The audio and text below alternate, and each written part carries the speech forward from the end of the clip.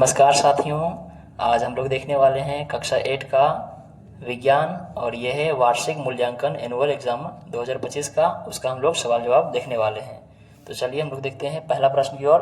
पहला प्रश्न में कह रहा भाई कोष्ठक में दिए गए शब्दों में से सही शब्द चुनकर रिक्त स्थानों की पूर्ति कीजिए। कुल मिला के यहाँ पर 5 सवाल है और सभी प्रश्नों पर 2 नंबर दिए जाएंगे और कुल मार्क्स है 10। पहला सवाल है खाली स्थान रेशा सेलुलोज के रासायनिक क्रियाओं द्वारा प्राप्त किए जाते हैं। किसके रेशा से भाई? रियोन या फिर नाइलोन। तो यहाँ पर खाली स्थान में लिखाएगा रियोन, चूंकि आपके पास 2 ऑप्शन है, इन दोनों में से किसी एक का चयन करना है, तो इसका सही आंसर क्या हो जाएगा? रियोन। फिर कह रहा है दूसरा सवाल चिकनी सतह की अपेक्षा रुखड़ी सतह खाली स्थान घर्षण उत्पन्न करती है। अब यहाँ पर आपके पास 2 ऑप्शन है, कितना उत्पन्न करती है भाई? कैसा कम उत्पन्न करती है घर्षण या फिर अत्यधिक? तो खाली स्थान में सही आंसर हो जाएगा अत्यधिक घर्षण उत्पन्न करती है। चलिए हम लोग देखते हैं सवाल नंबर 2 की ओर। किसी विलयन में विद्युत धारा प्रवाहित होने पर खाली स्थान प्रभाव उत्पन्न होता है। कौन सा प्रभाव उत्पन्न होता है? देखिए तो कह रहा भाई रासायनिक प्रभाव या भौतिक प्रभाव। तो खाली स्थान में सही आंसर हो जाएगा रासायनिक प्रभाव उत्पन्न होता है। घ नंबर का सवाल देख लीजिए।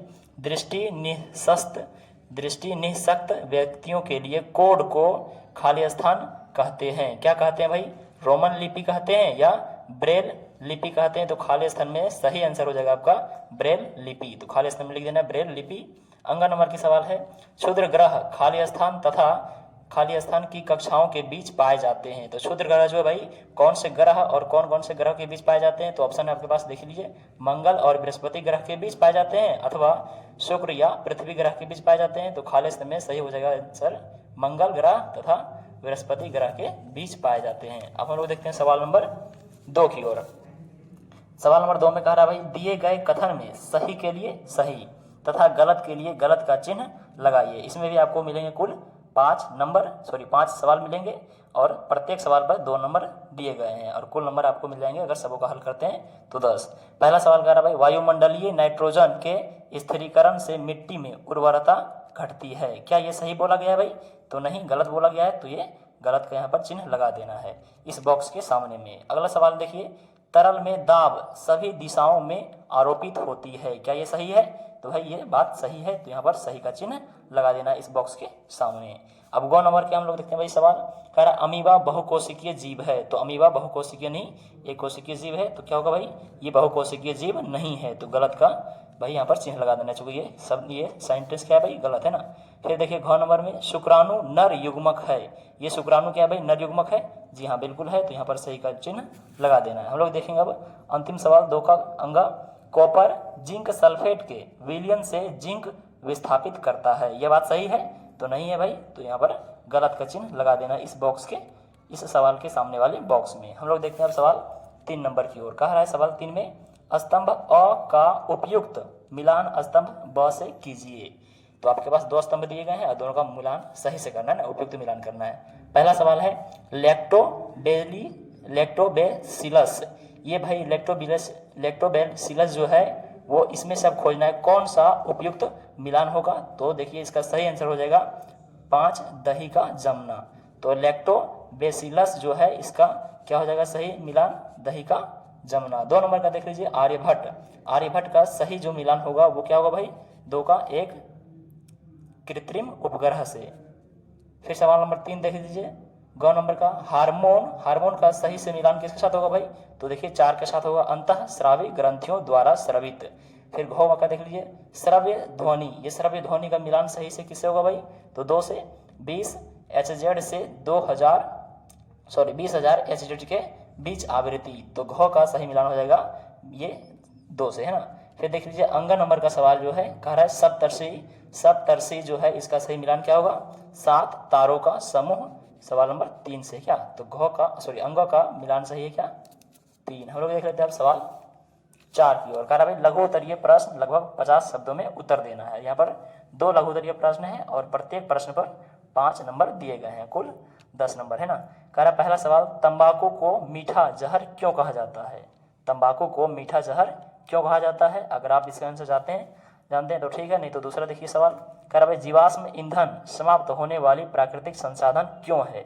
तो इन दोनों में से जो आपको बेहतर ढंग से आंसर आता है उसका जवाब देना है। तो चलिए भाई हम देते हैं तंबाकू को मीठा जहर क्यों कहा जाता है। सब आंसर है तंबाकू को मीठा जहर इसलिए कहा जाता है क्योंकि यह शरीर को धीरे धीरे नुकसान पहुंचाता है। इसमें मौजूद निकोटीन कैंसर, हृदय रोग और फेफड़ा की बीमारियों का कारण बनता है। शुरुआत आनंदमय लगने वाला तंबाकू धीरे धीरे घातक साबित होता है। तो अगर आप इस तरह सही से लिख देते हैं अगर फ्रेश में, तो आपको 5 नंबर मिल जाएंगे। फिर अगला सवाल देख लीजिए 4 का ख, कह रहा मानव नेत्र का एक नामांकित चित्र बनाइए। किसका भाई? मानव नेत्र का। अगर आप जानते हैं अच्छे ढंग से तो चित्र बना सकते हैं। हम यहाँ पर बनाए भाई पादप कोशिकाओं का नामांकित चित्र। जो आपको ठीक लगे दोनों में से कोई एक चित्र बना देना है। तो यहाँ पर देखिए कह रहा भाई पादप कोशिकाओं का नामांकित चित्र, इस तरह आपको चित्र बना देना है। और इसमें जो आपको याद है भाई नाम कि इनको क्या कहा जाता है, कोशिका भित्ति, फिर इसको क्या कहा जाता है भाई कोशिका झिल्ली, और फिर ये इसी को क्या कहा जाता है, देखिए इसको क्या कहा जाता है, ये जो काला काला है इसको हरित लवक, फिर इसको क्या कहा जाता है भाई अंतः प्रद्रवी जाल, फिर इसको क्या कहा जाता है केंद्रिका, और इसको क्या कहा जाता है भाई बगल वाले को केंद्रक, और इसको देख लीजिए गोल्जी कोय कहा जाता है क्या। तो इस तरह आप जो है इन सबों का नामांकित नाम भी लिख देना है ना। फिर देख लीजिए अगला सवाल नंबर 5, ये द्विउत्तरीय प्रश्न है, लगभग 100 शब्दों में उत्तर देना है। पहला सवाल है देखिए जल की उपयोगिता बताइए, इसका शुद्धिकरण कैसे किया जाता है। तो जल की उपयोगिता को भी बताना है और इसका शुद्धिकरण कैसे किया जाता है इसको भी बताना है। यह आपके लिए दूसरा सवाल है, सूर्य के प्रकाश एवं वायु को ईंधन के रूप में प्रयोग करने से क्या लाभ होता है।